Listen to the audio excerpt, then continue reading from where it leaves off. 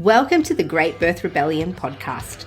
I'm your host, Dr. Melanie Jackson. I'm a clinical and research midwife with my PhD, and each episode I cast a critical eye over current maternity care practice by grappling with research and historical knowledge to help you get the best out of your pregnancy, birth, and postpartum journey. To get access to all the research that I use to create every single podcast episode, you can join the mailing list at melaniethemidwife.com. Welcome to the podcast today. This is an extra special episode. It's a collaborative episode between myself and Dr. Max from the Regenerative Health podcast. In this episode, Max interviews me about the decentralisation of maternity care and childbirth. And this is a foretaste of the work that Max is doing through the Regenerate Health Summit, of which I'll be speaking at. And you can see a whole lot of other amazing speakers speak about the decentralisation of healthcare at the Regenerate Health Summit, which is coming up in August 2024 on the 3rd and 4th. And you can get live tickets and join us all in Albury if you want to see us live. Or you can get live stream tickets and join the summit from the comfort of your own home. The links to that are all in the show notes. Please enjoy this discussion between myself and Max about the decentralisation of maternity care. Dr. Melanie Jackson, PhD, is a clinical and research midwife with over 16 years' experience caring for women in a home birthing context. She is also the host of The Great Birth Rebellion, a massively successful and far-reaching podcast exploring topics of out-of-hospital birth and women-centered care. I brought Melanie on to discuss her work in decentralising obstetric care in Australia and around the world, and our shared goal of helping people become more educated and more informed in their healthcare decisions by highlighting clinical and scientific research that is not emphasised in contemporary treatment guidelines. I thoroughly enjoyed this conversation, and I'm looking forward to seeing Melanie present live at the upcoming Regenerate Albury Summit on August 3rd. Now, onto the podcast.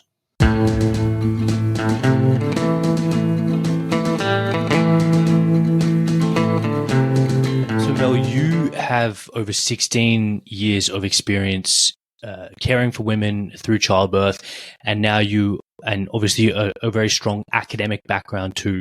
So tell us about this whole story, your journey into where you are currently with regard to your practice with midwifery, your podcast, and everything that you're engaged in.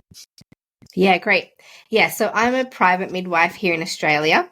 And in order to be a private midwife, you have to go through a lot more training and education and hours of experience in order to work privately. And so we call ourselves endorsed midwives here in Australia because we have to get an extra little badge from our registration body to say that we can work this way. So for midwives in Australia who want to work in this way, you need to have an additional 5,000 hours of clinical experience. And that's just to qualify for the insurance product that we get. So it's quite a journey. So any midwife who gets into private practice is absolutely dedicated, highly skilled, and has additional training on top of the training that we already get through university and when you work in a hospital. So my journey was a little bit more unique. So that's the situation now. But when I entered into private practice, there wasn't any regulation around who could work as a private midwife. So you literally would register and grab a birth kit and start taking clients, open a business, which is what I did at the age of 24, became qualified, and then ran as fast as I could out of the hospital in order to start working as a private midwife, offering women home birth services. And that's what I've been doing for the last 16 years. And then in the process of doing that, also did my PhD, and the topic was birthing outside the system. I had 2 of my own children at home, and now I train other midwives in how to open their own private practices here in Australia. So that's a very, very quick snapshot of my journey over the last 16 years. And I started, my very first degree was actually in naturopathy. So I was a naturopath before I was a midwife. And so that philosophical mindset of understanding how powerful the body is at functioning and how capable its physiology is of functioning so long as it's supported and nourished in the way that will allow it to function at its full potential. So that's the same idea when you're helping a woman to have a baby, is you just have to provide or facilitate the circumstance that will allow her body to work to its full capacity. And that's what I feel like I do as a private midwife, because it's a low intervention model. And that's what I was running from when I first started my career, is this higher intervention circumstance that on paper doesn't make sense for women to be giving birth in that scenario, because it doesn't give them what they need to have their babies. But it also, in outcomes, didn't make sense either, because we saw so much more intervention, damage to women and babies, and trauma that occurred out of the system that I was supposed to be being trained up into. So I was already wired to not appreciate systematic ways of doing things. Because I was a naturopath, I already had a high level of suspicion, and I just brought that suspicion into what I was being taught as a midwife, which just, made it a really clear path out of that way of working and into private practice. Yeah, great. It's interesting background. I did 6 months of obstetrics and gynecology in my early years as a junior doctor, and that was very interesting, and I really enjoyed the rotation.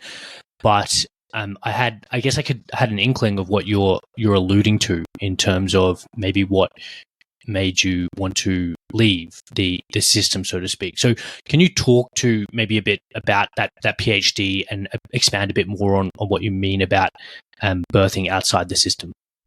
Yeah. So the PhD, originally, when I started thinking of topics for the PhD, I was thinking about this phenomenon of what we call free birth here in Australia. It's got lots of other different terms, but free birth is a fairly overarching term, where women consciously choose to give birth at home but exclude any healthcare providers from the space. So the idea is that, they're giving birth under their own authority with other people that they've chosen. Some of them might have some skills or understanding about birth. So sometimes people will hire a doula, sort of a professional support person that has seen lots of births before, but doesn't have clinical or medical training to assist if there's an issue. They're simply there as a knowledgeable support person. So that's free birth. And at the time that I was looking into it, sort of Instagram wasn't really a thing. All the social platforms were really new and people weren't using them as they are now. And so it was a really obscure idea of why women would choose to free birth, particularly in places like Australia where we have free healthcare. The majority of people, unless they're living very remote, have got access to fairly good services. We've got really great maternity outcomes actually here in Australia compared to some other places in the world. And so the question is asked is why would women choose this when there's all these other options? And there was a small amount of research in the US and some other smaller studies around the world, but it had not at all been looked at here in Australia. So that was the motivation at first, is I'd heard about free birth in my work as a private midwife, and just it occurred to me that there was a complete gap in the research. So then I proposed this to the uni. And, when you want to write a thesis, you have to prove that there's a good reason for this research. So I spent 10,000 words giving them, an argument for why I should be able to study this. And they said yes. And so from there, it grew to really I challenged myself to ask, why would women birth outside the system? So anything that's not allowed in the system, any decision that's not allowed in the system, was included in my PhD research. And that included women who had risk factors, or what would be considered risk factors, but who still chose to give birth at home with a midwife. So I looked at the birth option of free birth, but also the option of having a higher risk home birth and what motivated women to do that. And so what we discovered, which is really not brand new information, but basically that women will always choose the birth space and birthplace and the people that they feel is the best and safest option for them and their baby. So no massive surprises. The bigger question is why did women think that being at home without a healthcare provider was the best and safest decision. Because if you said to someone, I free birth because it was the safest option, that is mind-blowing to people who are of a mindset that birth is dangerous and that you need an expert, and that without the expert, you and your baby would die. That's the message, is that birth doesn't work without medical expertise or input. And so women who free birth and who have home births in these higher risk situations have a completely different mindset. And then what we discovered is that their previous experiences of the hospital taught them that the hospital wasn't a safe place to be at. And they were almost forced to or inspired to explore other options based on their previous experiences. That was the majority of the women who had actually experienced trauma at the hands of maternity care providers and almost had no other option but to start exploring free birth. The majority of the women, though, wanted to have a midwife with them, but couldn't get access to them because there wasn't enough midwives in the area, or it was expensive. So that's the other thing with when you choose to birth outside the system, you also choose to relinquish all of the financial benefit of, if you want to go to hospital, the government will completely fund that. Whereas if you choose options that are outside what's recommended by the government, they'll not extend that kind of financial support.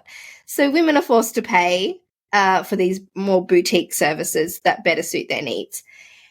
And so, it's 100,000 words all about this, but that was the thesis. And what we discovered is actually maternity care services don't adequately meet the needs of women. There's other intentions behind a maternity care service. And so women, a certain group of women, these particular women that I studied, will pursue birth options that meet their needs, but that also make sense to them. So it makes sense if you're at home that birth is going to physiologically function better when you actually know how birth functions. And so women knew these things. They were quite well educated when we had a look at the demographic information at that time that I was studying. About 25% of the population had a higher research degree. The group of women that participated in my study, 75% were educated to a higher research level sort of career option, or what would you call it, degrees. So quite a highly educated group. And it just, when they explained why free birth was safer, then it kind of made sense. I personally wouldn't choose free birth, but I can 100% understand why they did based on their explanations. That's a nutshell. Yeah, it's such a fascinating glimpse into the many facets of patient decision making.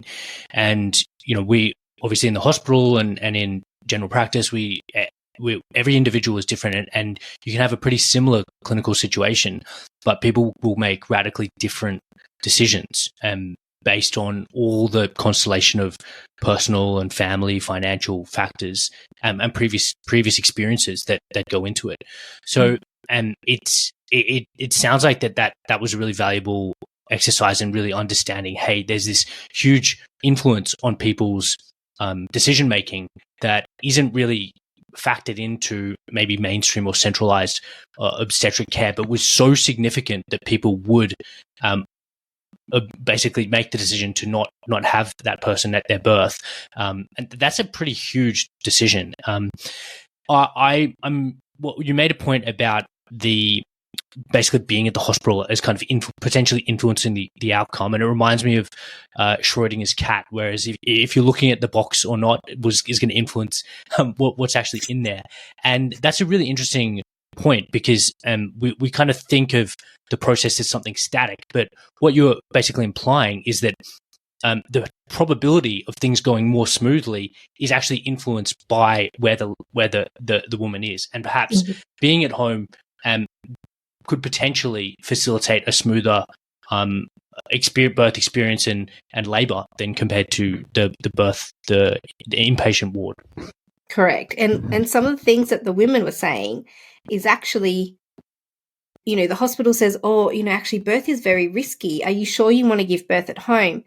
And the women's response to something like that is, actually, when I come to hospital, I expose myself to a new collection of risks that I'm not exposed to at home.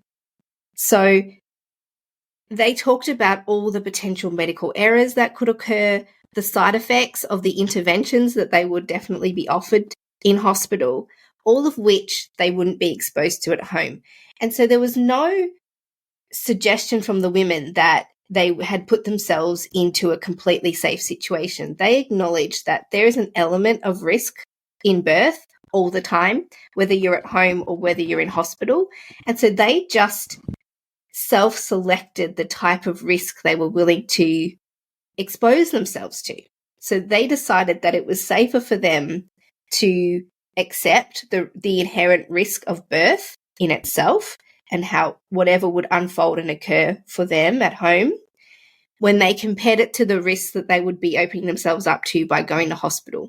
So it wasn't so much that they looked at the whole picture and made a decision about what elements of safety and risk they were willing to accept. And they weren't willing to accept the risks offered to them at hospital, and they were willing to accept what could unfold for them at home. Yeah, that's, I mean, again, coming from seeing what obstetric care is and working in obstetric care myself, I can really see what you're saying in terms of the values of those two parties being quite different. The obstetric team is obviously most concerned about outcome of the baby and the mother on a very medical point of view, but there wasn't kind of I think, which is talking to what you found in your PhD, there wasn't a kind of tick box for like the more emotional or other kind of less tangible outcomes. It was a very much more of a strictly rigid and tick box type of approach. But clearly, that was those things that that the obstetric perhaps team weren't prioritizing were so important for the women in their decision making process. So yeah, you're right. The philosophical standpoint in obstetrics and in medicine, really, there's a really big focus on the physical body and a real separation of mind and body connection. And so when obstetrics talks about safety, they're talking about basic outcomes, like, is the woman still alive? And is the baby still alive? And how many days did the baby have to stay in hospital for? And how much blood did the woman lose? They're not asking, like, are they emotionally intact? Are they psychologically intact? Did we care for them in a culturally appropriate way? And so an obstetric definition of safety is actually, it doesn't mimic a maternal definition of safety. And this was another massive sort of disconnection between women said, I'm not safe in hospital. And medical people can't understand that because they're saying, of course you're safe in hospital. We can give you medicine, we can give you surgery, we can give you stitches, cesareans and forceps and vacuums. How can you be physically safe at home? We don't understand how you could be safe without us. And then women describe the emotional trauma that occurred during their births. And what happens to a person when you act in a way that's not in line with the process of gaining adequate consent, for example. And so the stories that the women told me in my PhD were stories that started back in their childhood of some kind of abuse, for example, that then was mimicked in their childbirth experience. And so then you start, and we've got research on this is not new information about birth trauma, that now we know in Australia, 1 in 3 women describe leaving their birth experience with a level of emotional trauma, and 1 in 10 have a diagnosable post-traumatic stress symptoms. And so we have to start asking ourselves if the obstetric care that we're giving women, they're leaving the hospital alive and their babies are alive. But if our standard of care is that nobody died, then you have to be wondering, that's how we're measuring things. We're measuring physical outcomes. But what we know now is we haven't measured the softer outcomes. In particular, if we think about Aboriginal women, for example, that are removed from their families and the land and from their culture, and they're flown to Western hospitals. They wait there until they go into labour. They give birth alone with foreign people that don't respect their culture. And then they fly them back, soon after, and wonder why the women and the babies and the communities aren't thriving. And it's because they're too focused on the woman's physical well-being that all the other elements are forgotten. And that doesn't happen at home. The women know that they're going to have cultural, emotional safety when they stay at home. And so it's the problem with maternity care is it's the medical mindset, but childbirth isn't a medical event. It's as physiological as doing a poo. And, we never wonder, occasionally that doesn't go right, but that's the same as childbirth. It's a physiological process. That's what our bodies were designed to do. We menstruate and we bleed and our cycle occurs as it should every month. Sometimes there's pathology in that, and then we seek care. It's the same thing with childbirth. Most of the time, we physiologically function just fine, and there's a small percentage of women who need medical care. I'm a home birth midwife. 90% of my clients who plan to give birth at home do give birth at home. There's a 10% portion who need higher acuity care. And so I'm not saying that obstetric care is obsolete and that we don't need it. What I'm saying is it only has a place in complex childbirth. It doesn't have a place in physiological childbirth. I remember listening to one of your podcasts and you described but having an obstetrician present at a low risk physiological birth is like getting a pediatrician to babysit your child. Yeah. And I chuckled at that analogy because I hadn't obviously thought of it that way, but it does make sense. On the point of these outcomes or what we're measuring and what standards we're accepting, the breathing, it reminds me of an analogy in when we're treating metabolic disease, and the centralized or the standard mainstream approach to something like insulin resistance and diabetes is it's such a low bar. Really, we tolerate people climbing really into the danger zone of metabolic health, where we have clear data showing risk of stroke, risk of ischemic heart disease starts climbing when that glycated hemoglobin really starts getting above 5.6, 5.7. Yet, and we're not really giving patients any early warning or effective kind of lifestyle treatments to address that. And what you're describing with obstetric care is, to me, sounds like just very, very much mirroring that approach, just in obstetrics, not in medicine or diabetes. It's the same problem. The same problem that you're describing is inherent across anything that's been medicalized. And so childbirth's just been medicalized. It's been brought under the umbrella of medicine. Whereas previously it was under the umbrella it was in the community. There was a community midwife who went to all the births.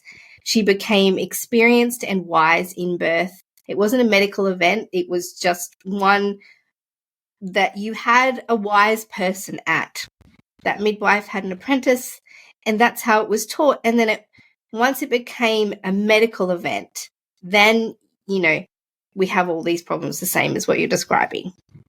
I'm thinking about maybe a vicious cycle of interventionism, and I mean that in terms of perhaps if there's been multiple generations of women, her mother and their grandmother had, say, cesarean sections, is it setting us up for more intervention down the track. And I'm also thinking of our modern lifestyles and things like vitamin D deficiency. And we know that in severe vitamin D deficiency and even in rickets, which is not a problem as much as it was historically, there's actually inadequate development of the pelvic bones. So it could and potentially lead to a higher likelihood of obstructed labor, necessitating something like cesarean section. So do you think the need for medical intervention in birth and obstetrics has increased or stayed the same or not so much?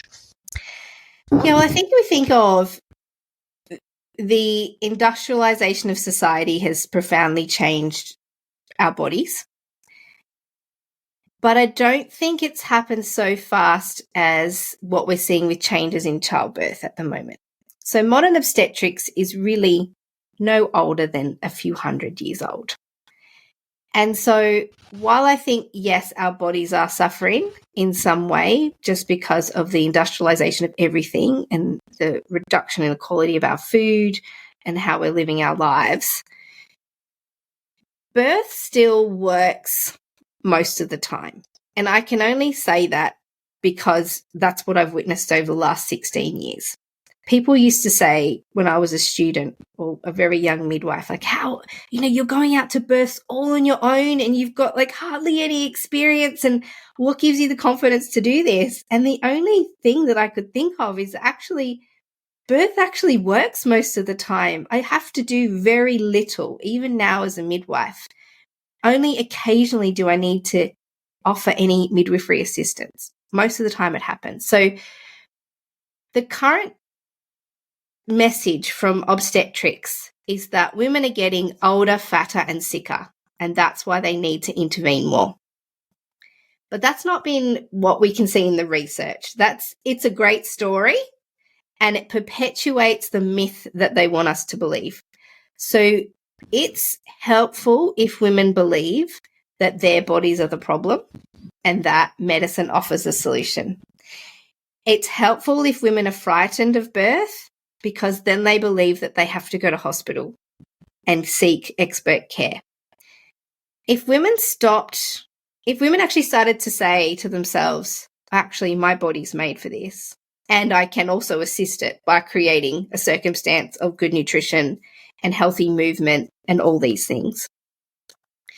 And sometimes things go wrong in birth, but most of the time they work. If women actually believed that, the entire maternity care system would have to change. And already most modern maternity care systems can't afford for women to have that kind of information because it's disruptive to the whole entire system and the way it's set up. So, yeah, I do think we're becoming less healthy, and that eventually that's going to impact birth like it does everything else in our lives.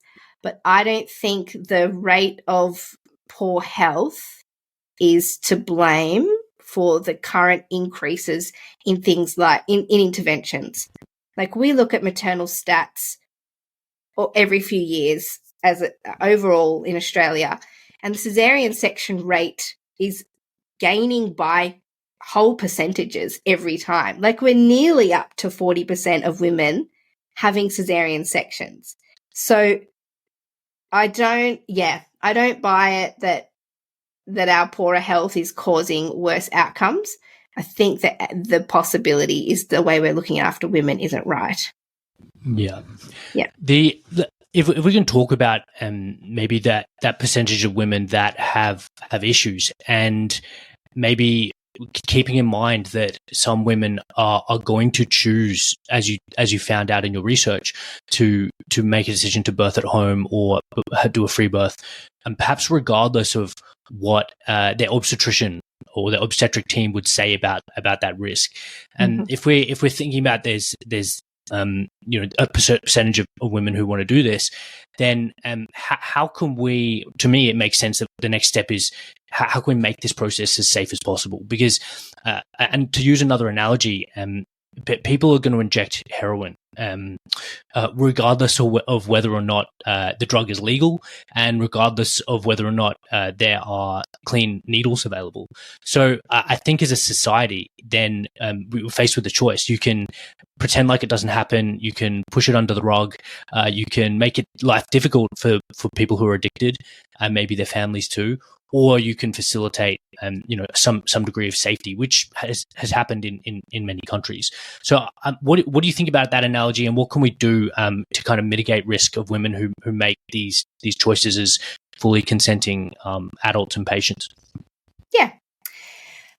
So, what we know from research is the very, very best outcomes for any women, whether they're high risk, low risk, whatever it is that if you allowed every woman to choose a midwife and then allowed her to choose where she would like to take that midwife to have her baby, that creates a circumstance of safety for the woman on all safety checks, physical, emotional, psychological, cultural, all of them.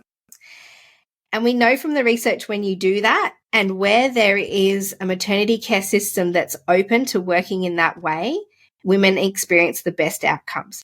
And so why that works is midwives are, I don't want to call us experts because that discounts the authority and expertise of women. But we're trained to care for women under healthy circumstances. So we don't see a pregnancy as an illness. We see it as a life stage. You're having a baby. How wonderful. It's a bit like puberty. Matrescence is another phase in life. You're moving from maiden to mother. And we're there on that journey. At the very root of midwifery, it's not to pathologize this situation. And so the only time we need to engage with anybody else, and this is where the safety element comes in, is having a midwife, number one, is it creates an element of additional safety on top of what the woman's already doing for herself. And then people ask, oh, but what if something goes wrong? Yeah, that's why I'm there. If nothing goes wrong, the woman doesn't need me. Actually, the baby will come out. She can pick up her own baby. With very little knowledge, you can work out what to do next. If something doesn't go right, that's what I'm there for. If something really doesn't go right and I'm like, okay, now I'm out of my scope and I need someone with some specialized tools, a specialized location, some different medication, then we move into hospital. And the way that works best is if you arrive to hospital and they say, welcome, what do you need? How can we help you? Where it doesn't work, where the danger starts to come in, is where there's hostility between the services. And so then a midwife goes, oh, I really think she needs some help. But if we go to this hospital, that doctor is really hostile, probably is going to report you to your registration body if you present to hospital in this circumstance. Maybe we can try something else, maybe, and then everyone's put in danger. The midwife is reluctant to offer transfer. The woman's reluctant to go because there's a reputation that the hospital doesn't treat women well who make these choices. And then when you get to hospital, there's a delay in the type of care that you need, and everybody is nervous. So I've been in that circumstance early in my career where midwives were scared to transfer women to hospital because we knew what we'd be confronted with. It's much, much better now. And so I used to prepare women for transfer, like, okay, I'm going to go in there for you. I'm going to fight for you. It's okay. I'm going to do my very best to keep you safe. Now I can really confidently say with the local hospitals in my area, having worked with them for so long, is that you're going to be fine. They receive me well. They receive my clients well now. There's a cohesive way of working. And so if I haven't remembered entirely what your question was, but we were talking about safety, best case scenarios for keeping women safe. And that is allowing women to choose what they believe they need, and then having a healthcare service that's open to allowing their choices. And that would include when we go to hospital, going, okay, you've chosen a home birth, but how can we help you? You need us now. That's okay. Yeah, no, that's exactly what I was asking. And I think it's the crux of patient safety and this idea that there's no external factors that are going to influence that decision. Because as you mentioned, there's going to be some percentage of women who need obstetric intervention. You know that more acutely than I do. And I know that having gone through medical training and worked in obstetrics. So cultivating an environment of acceptance and facilitating of optimal patient care just completely makes sense to me. And I myself I've seen patients who have had, going back all the way to the beginning, who've made decisions to free birth because there wasn't access to home birth midwife in their area, and women who home birth because they had a bad experience at hospital. And I mean, even in medicine, as a doctor, if there's a culture in a team, and again, it's like the different medical teams have different cultures, and just different hospitals or different regions have different cultures, and it sounds like you've cultivated, or you've managed to promote a really healthy culture in your area.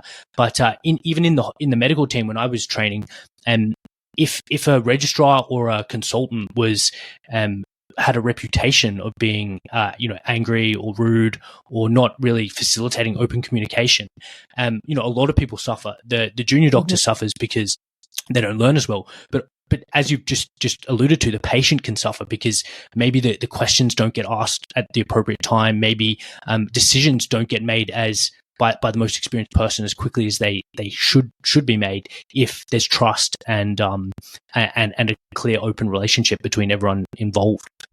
Yeah, it's exactly right. I mean, you can imagine if you knew that your boss was going to yell at you every time you went to ask a question, you're going to avoid going. You're going to try and solve things yourself with your own inexperienced, mind.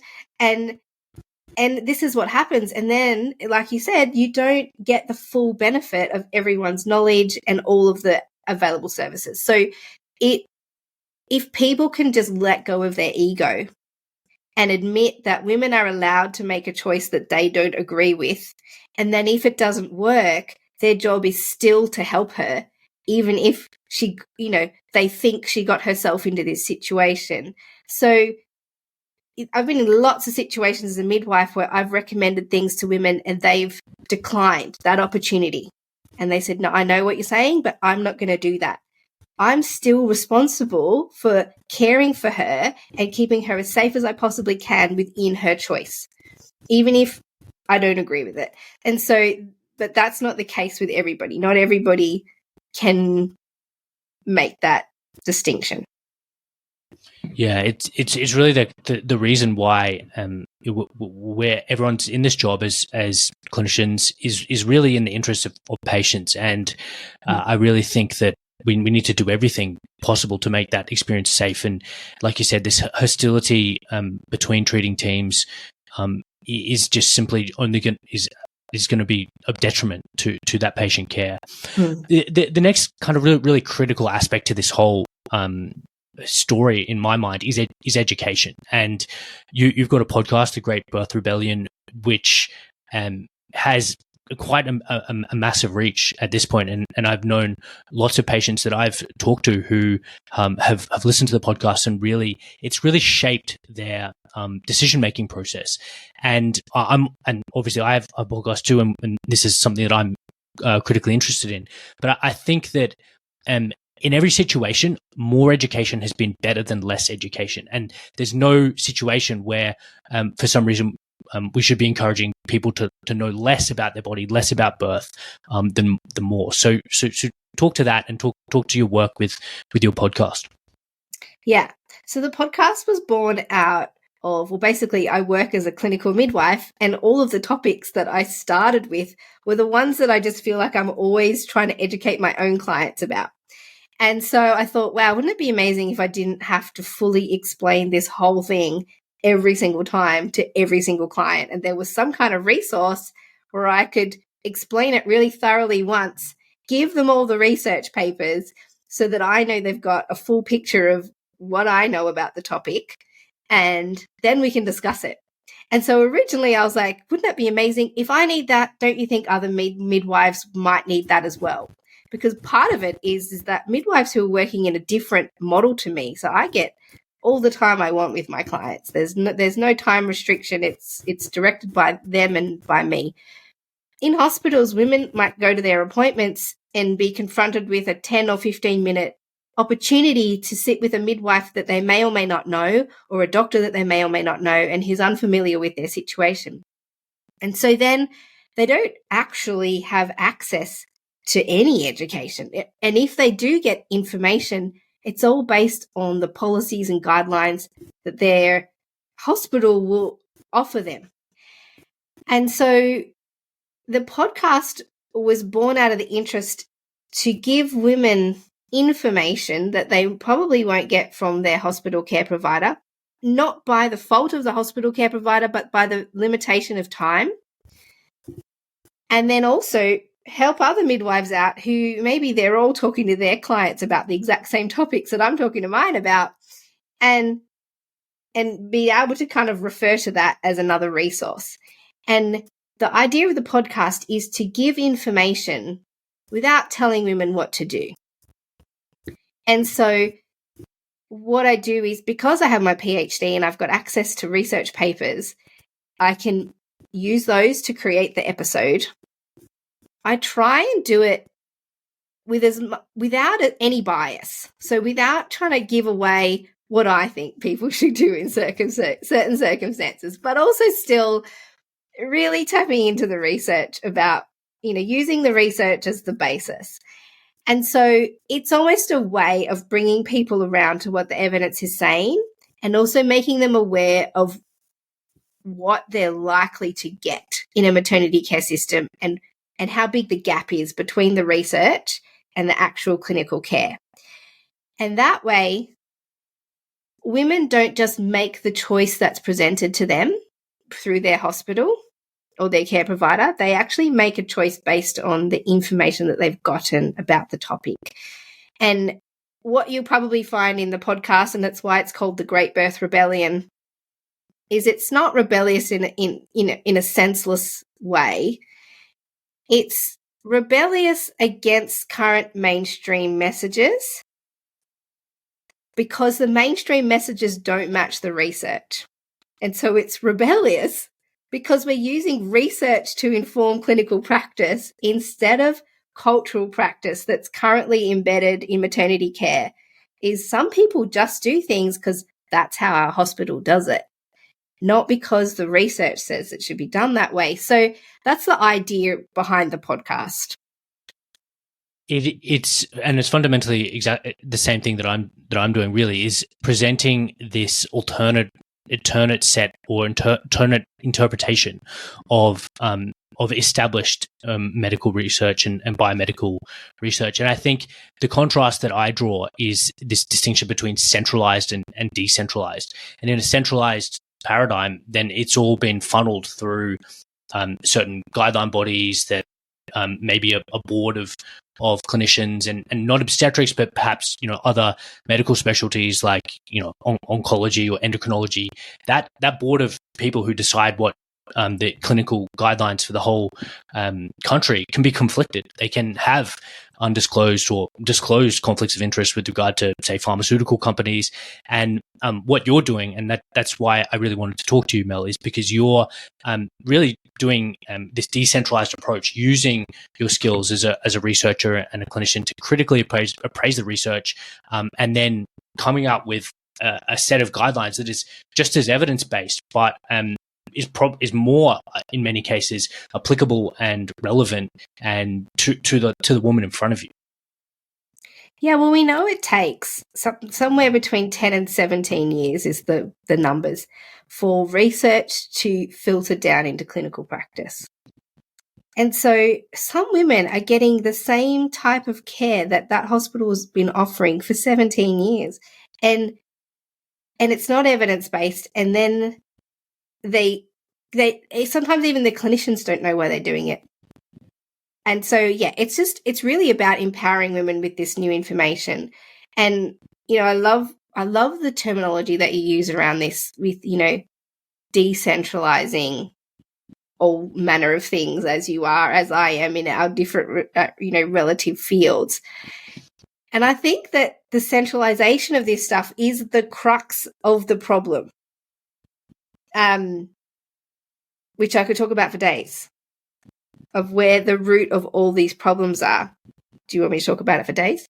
Oh, yeah.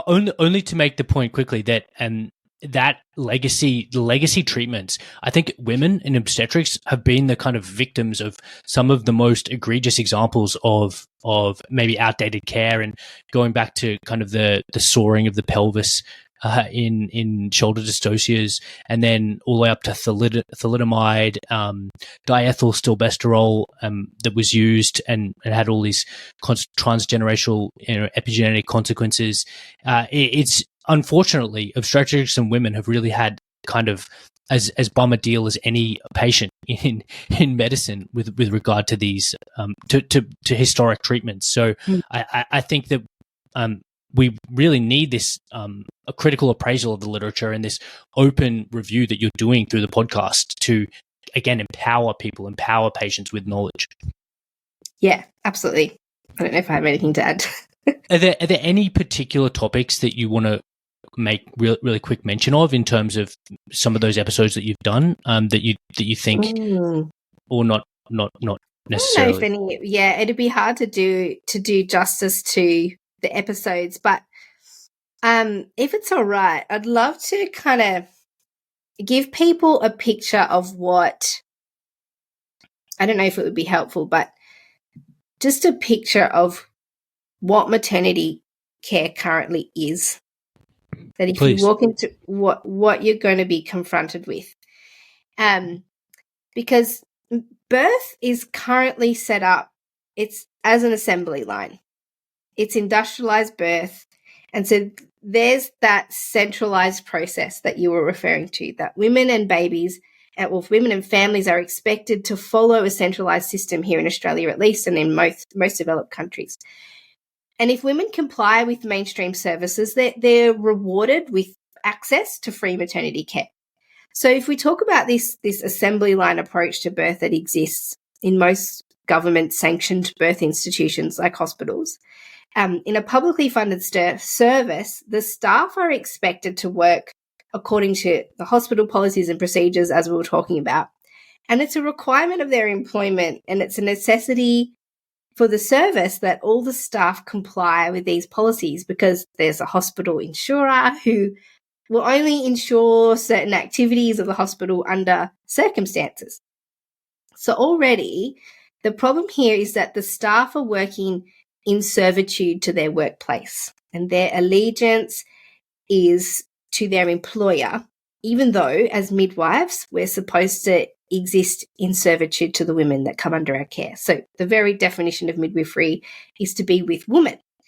But what's happened with the industrialization of childbirth, where every woman is expected to attend hospital to have her baby, is that midwifery has also been industrialized, and births have become like products of a factory production line.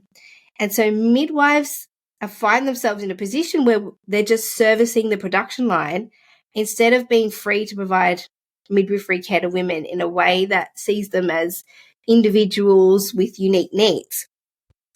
And so the problems that we see with this type of maternity service delivery is that it's dehumanizing, is that we don't see women or babies as people. We just see them as items and objects to get a baby out of alive and keep the woman alive. And I spoke earlier about 1 in 3 women leaving their births with birth trauma. And I'm not talking about, people say, oh, yeah, well, of course, sometimes they'll have a vaginal tear or some kind of physical trauma. It's not physical trauma that women are leaving their births with that's lasting, because there's also been research on this. And when women reflect on their birth experiences, about 30% will say that they felt traumatized by something that physically happened to them. But 70% reflect that their trauma relates to the interactions that they had with their care providers. So the problem isn't that women can have physical trauma that happens. The problem with this factory-style birth approach is that it doesn't treat people like people. It treats them like little baby-making machines. And so the decentralization of birth would mean dismantling this current system that requires women to attend a facility. And the idea would be to make services match the needs of women instead of making women fit into a system and a service that doesn't match their needs. So this is the problem. It's not that birth is dangerous and horrific. It's that we're caring for women in dangerous and horrific ways.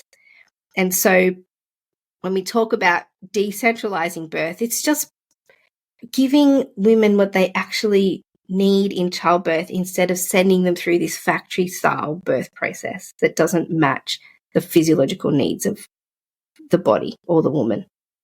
Yeah, that's a great point, and it really speaks to a systemic issue. And I really want to emphasize that the clinicians working in that system, the obstetricians, the hospital midwives, and they're all well-meaning, and I know it almost doesn't need to be said, but I want to emphasize it because that's something that both you and I believe, which is that everyone is trying to do the best for their patient, but that there is handicaps or issues inherent in the system that they're working in that are leading to the outcomes that you described.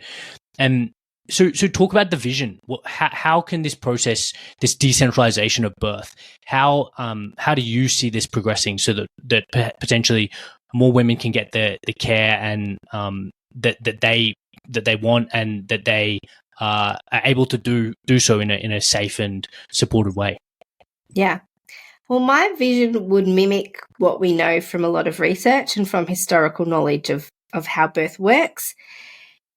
And we know that women have the best outcomes when they give birth in a place where they feel safe, where they have a care provider that they've chosen and feel safe with, and where there's some kind of plan and strategy, somebody wise in the space who can help manage complications and assist with what might need to happen next. So my vision is that we would start with the demedicalization of birth and start seeing it again as a physiological process that most of the time works well and that is best supervised by midwives or, wise women in the space. This is how it's always been done. Midwifery is the oldest career, It was mentioned in the Bible. There was the midwives there. They were also rebellious, by the way. Pharaoh told them, make sure you kill all the baby boys. And the midwives said to Pharaoh, the Israeli women, they just give birth so fast and we never get there. And, sorry, we couldn't kill the baby boys. From the beginning of time, midwives have been rebelling against the higher authorities.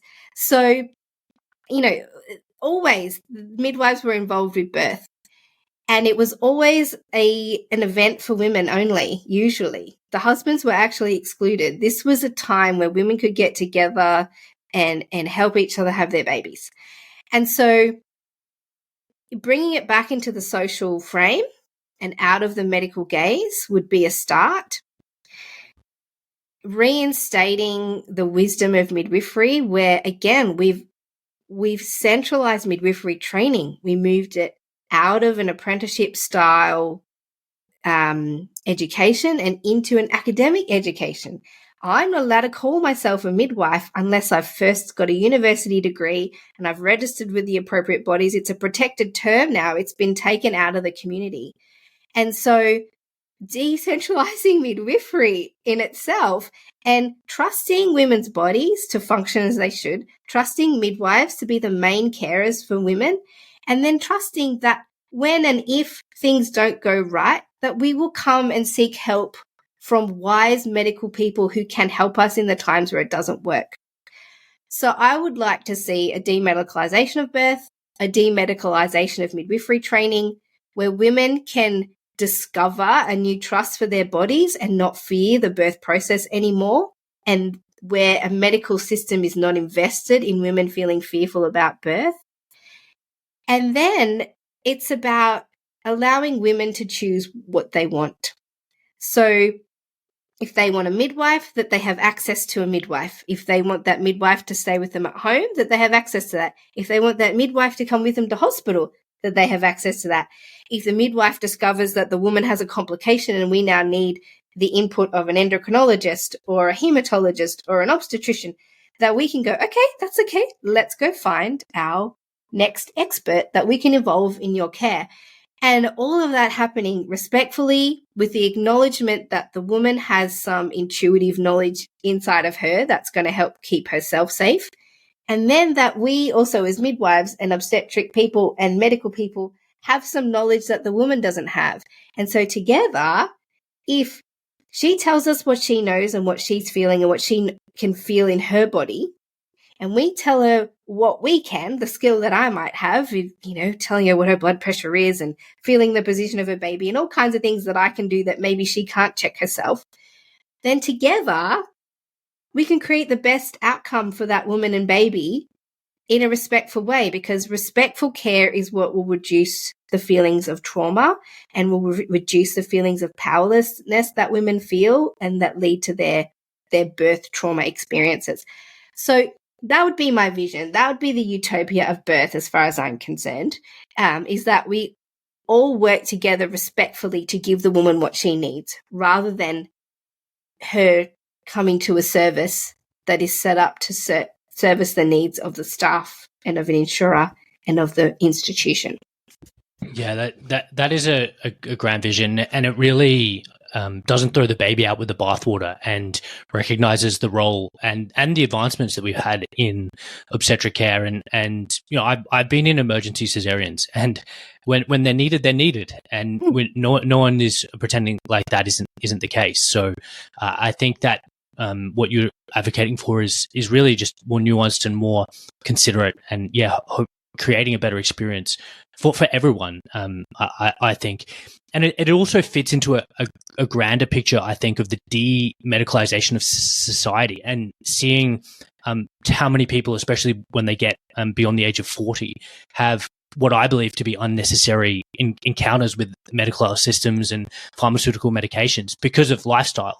And in my vision, which is a part of yours, which yours fits into, is people would only come to the hospital if they have an acute trauma, a traumatic event, motor vehicle accident, or severe obstetric postpartum hemorrhage or other kind of complication. So I think we're very much angling towards similar goals, just in very much in different ways, but very aligned. Yeah, and I think it just speaks as well to when you start to medicalize everything and place medical people as the experts in society, you displace people's power and knowledge, and you disregard the knowledge of, historical knowledge and knowledge that people have. So I think the problem is that we've encouraged a helplessness in people by setting these kinds of systems up, and the health literacy is it's becoming, people don't have the health literacy to know what to do next without a GP or without a hospital for birth. Like, what do we do now then? For so long we've been told that we need these people. And so, I think across all facets of modern life, we need to respect and encourage other ways of knowing. There's more ways of knowing than the medical way. Yes. Yeah. And what really comes to mind when you just mentioned that is creating dependency in the form of things like Ozempic. People essentially and it's worse in the US, to be honest.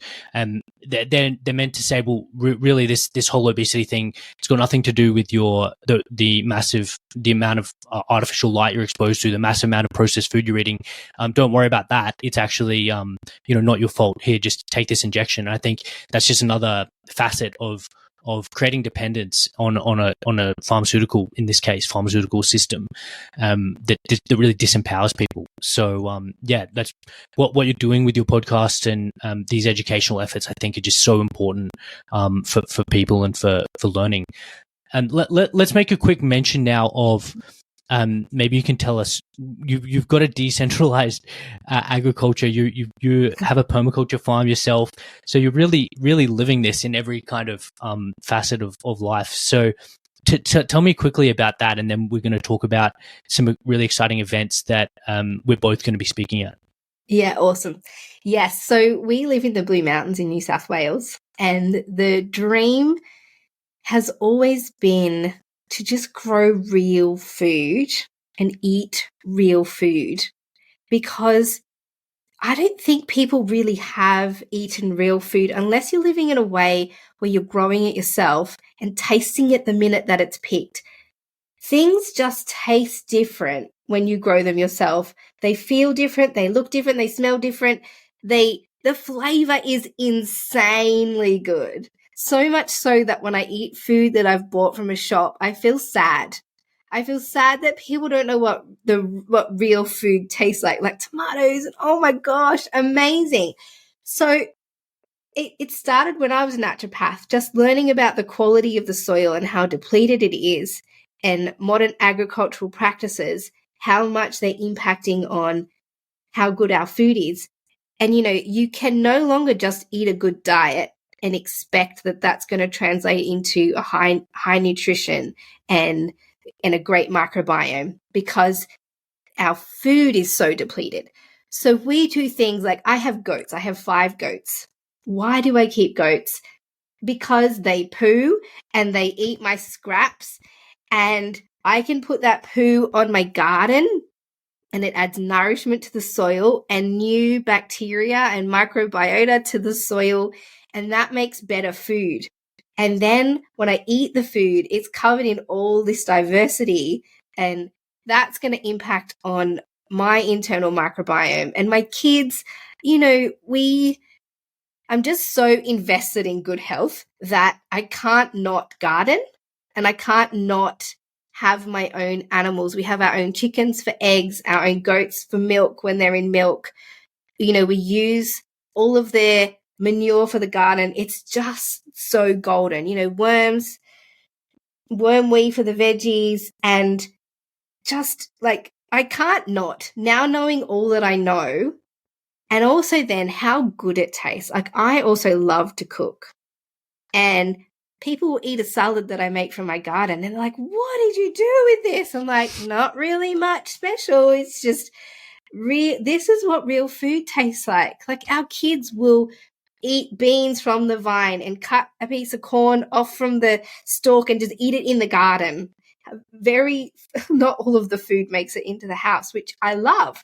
And so they walk through the garden and they'll pick things and they'll eat things. And before they know it, they've eaten all this fresh food at the point of where it was growing, where it's most highly nourishing.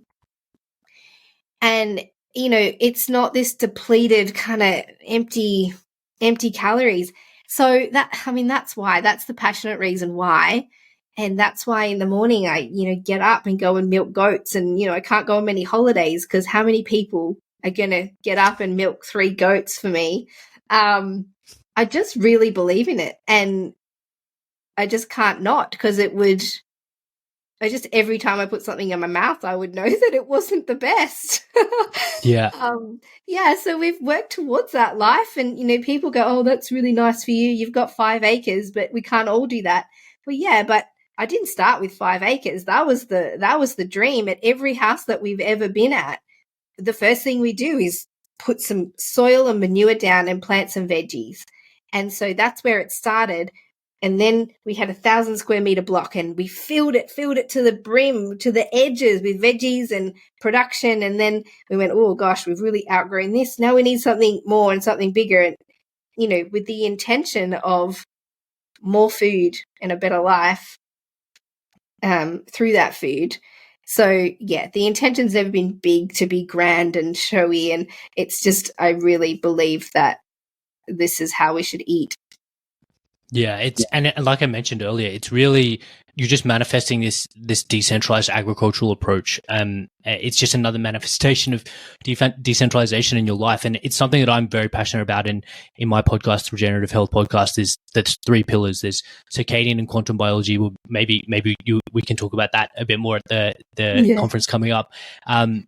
Ancestral diets, which is necessarily local, and regenerative farming. And I think that what we're doing in medicine and health, that is just one facet of how we can hopefully help and heal society, but food is a very, very critical part of that picture. So it's so happy to talk to someone like yourself who's really doing all that, as well as in so many aspects of your life. So let's make mention of some of these events that are happening. So if people have liked what they've heard in our discussion so far, we're hosting an event called Regenerate Albury, and it's what I call a decentralized health summit, and it's going to be happening in Albury on the 3rd and 4th of August.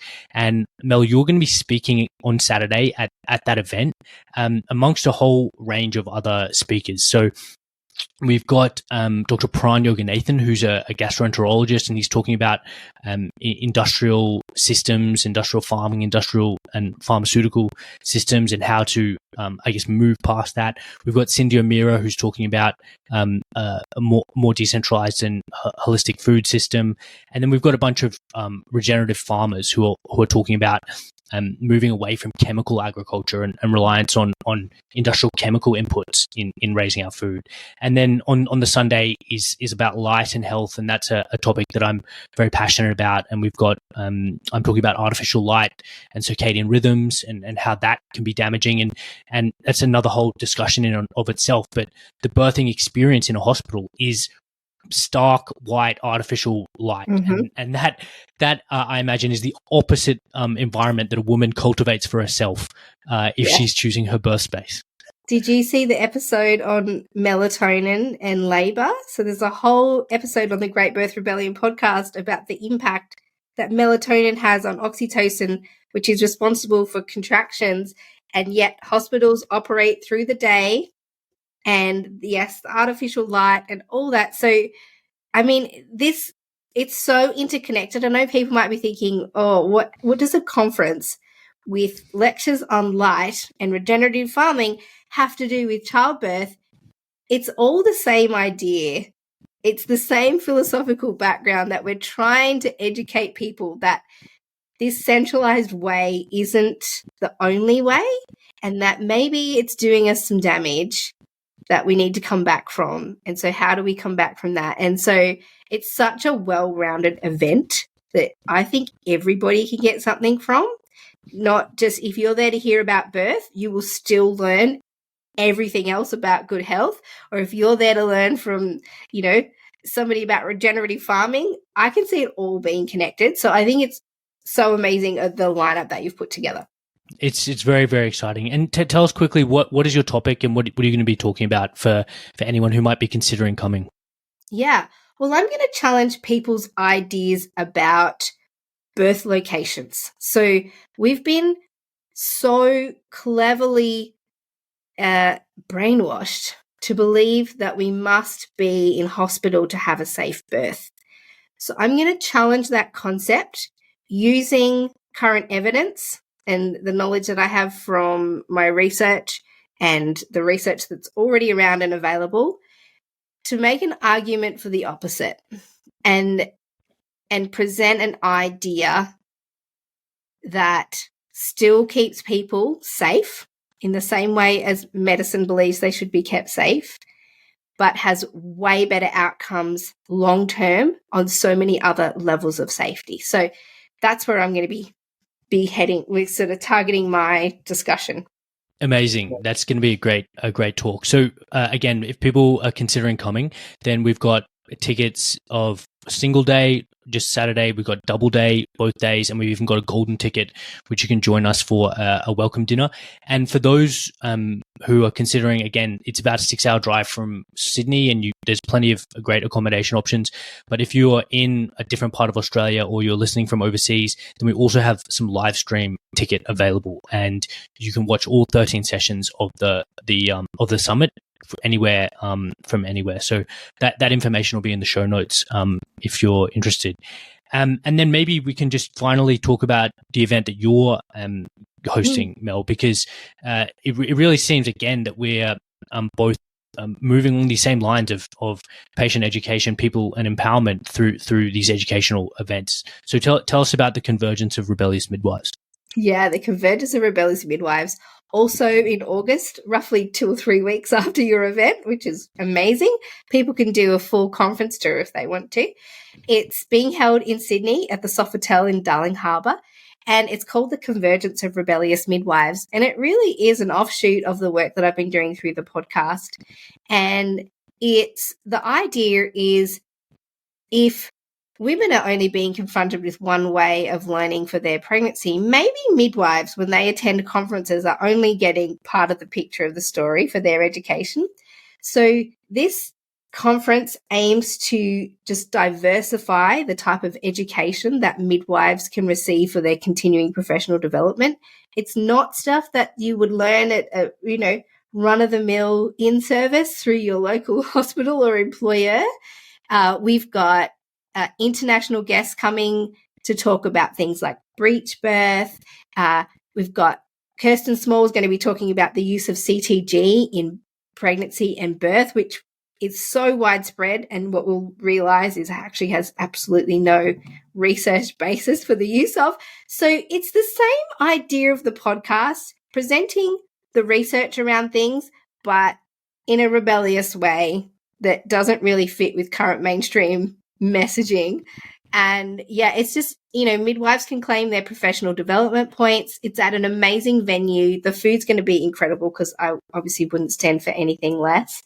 And it's just a time of replenishment, education for midwives, and really respects the hard work that everyone's doing, because a really big part of maternity care services is not only that women are experiencing trauma, but midwives who know that things aren't quite right in the system are experiencing what we call moral distress, actually. And there's research about this as well, is how quickly moral distress can actually wear down the workforce and cause people to leave. And so this conference is for those midwives who just feel like the black sheep and can't understand why they don't fit into the system. And this serves them, but also any midwives, anybody who's interested really is welcome. We actually only we've sold over 350 tickets. Wow. And so there's only kind of 80 or so left. So I would encourage you to get your tickets before the event, so that you don't miss out. Yeah. Amazing. Well, yeah, all that information will be in the show notes. That sounds like, a decentralized obstetric conference, and I think very, very valuable in the information you'll be presenting. Is there any, and maybe some other ways that people can connect with you? Are you still taking on women? Give us some information about how people can interact. Yeah, so taking on clients for me, I would not encourage you to try, and my books are mostly full, and I'm taking 6-month break off to travel with my family shortly. But you can find me melaniethemidwife.com. If you do want to hire me as your midwife, you can find me there, but just be prepared that I might not be able to take you. melaniethemidwife.com. I'm on Instagram at melaniethemidwife, and the podcast is The Great Birth Rebellion, also on Instagram. That's where you can find me. Amazing. Well, Mel, thank you so much for your time, and look forward to meeting you in person at Regenerate in August. Thanks, Max. It's going to be so good. Thank you for being here today, Rebels. For more information on the Albury Regenerate Health Summit, you can have a look in the details of the show notes, and also to be on the mailing list for this podcast to get access to all the resources that we use to create every single episode, go to melaniethemidwife.com. Everything's in the show notes. We will see you in the next episode of the Great Birth Rebellion podcast.